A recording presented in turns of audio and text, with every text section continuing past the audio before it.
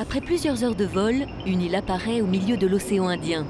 Il s'agit de l'île de Juan de Nova, une des 5 îles éparses que possède la France dans cette région du monde. Elle représente pour l'Hexagone un intérêt stratégique, économique et environnemental. Les eaux qui les entourent constituent une zone exclusive économique immense, riche en ressources énergétiques et halieutiques. Depuis 1973, un détachement d'une quinzaine de militaires assure une présence continue sur ces îles.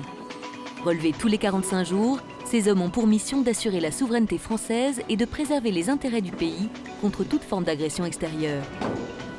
Si ces îles ressemblent au paradis, le quotidien de ces militaires n'est pas ce que l'on croit. Isolés, à plus de 150 km des premières côtes et à 4 heures de vol en transal de la Réunion, chaque homme se voit confier une mission particulière pour assurer le bon déroulement du quotidien. De l'entretien de la piste d'atterrissage au poste de transmission, tous ont un rôle à jouer. Ainsi, parmi eux, le caporal Bossu s'est vu chargé d'un poste clé, l'eau.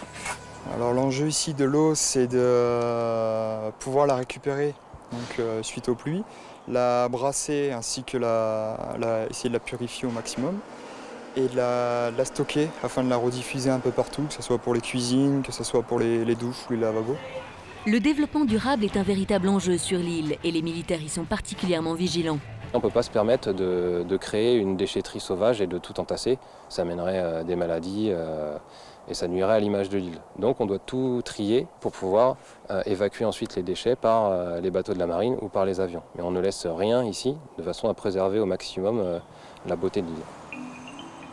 Fin de relève pour les militaires du 2e RPIMA.